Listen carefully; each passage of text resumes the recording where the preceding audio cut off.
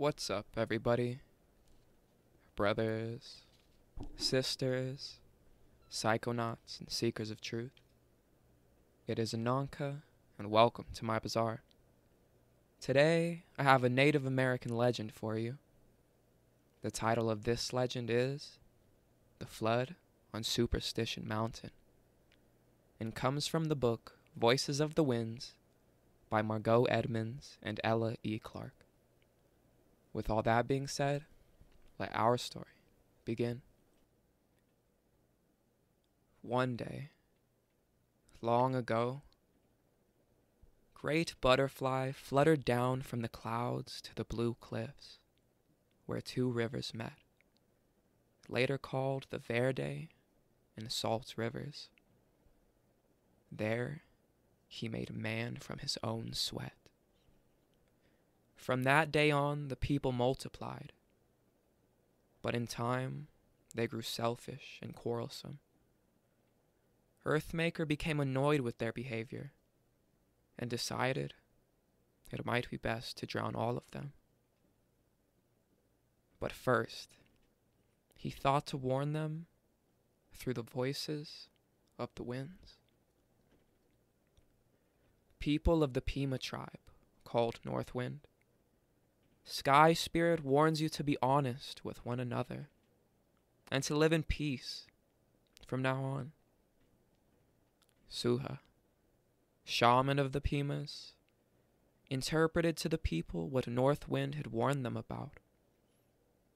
What a fool you are, Suha, to listen to the voices of the winds, taunted his tribesmen. On the next night, the same warning from Earthmaker was repeated by Eastwind, who added, Chief Sky Spirit warns that all of you will be destroyed by floods if you do not live nobler lives. Again, the Pimas mocked the winds and ignored their warnings. Next night, West Wind spoke. Reform, people of the Pimas, or your evil ways will destroy you. The south wind breathed into Suha's ear. Suha, you and your good wife are the only people worth saving. Go and make a large, hollow ball of spruce gum in which you and your wife can live along as the flood will last.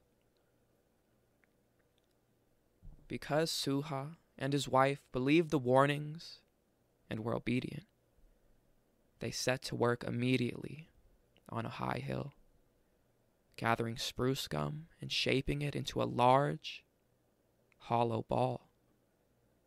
They stocked it with plenty of nuts, acorns, water, and bear and deer meat.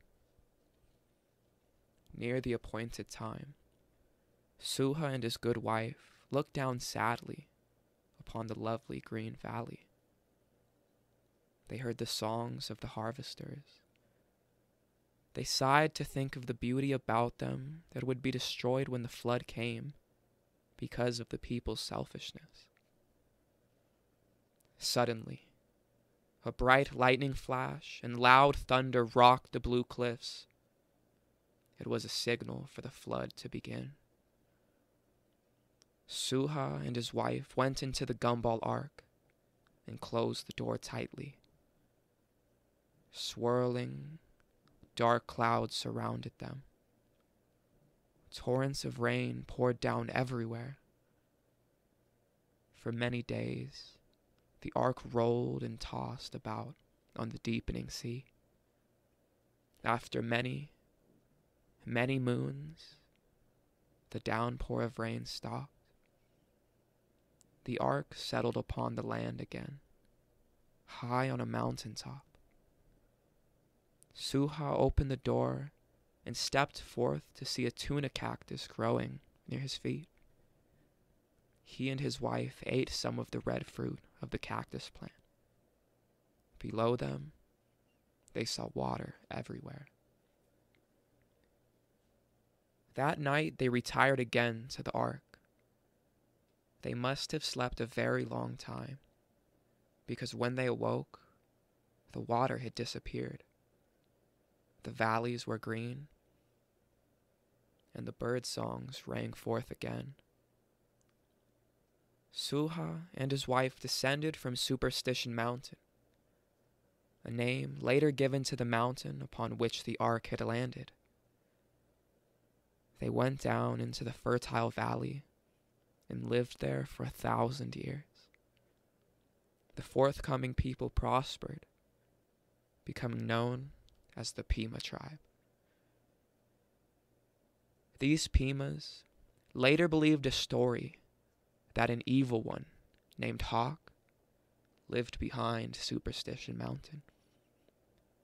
He was also called the Devil of Superstition Mountain because he tried to steal the daughters from the Pimas. One day, Hawk secretly descended into Pima Valley, where the women were busy weaving. He stole one of Suha's daughters. Suha followed Hawk to his home behind Superstition Mountain, where he observed his daughter treated as a servant girl by Hawk. Suha poisoned the cactus wine that his daughter served Hawk, and when he drank it, Hawk died instantly.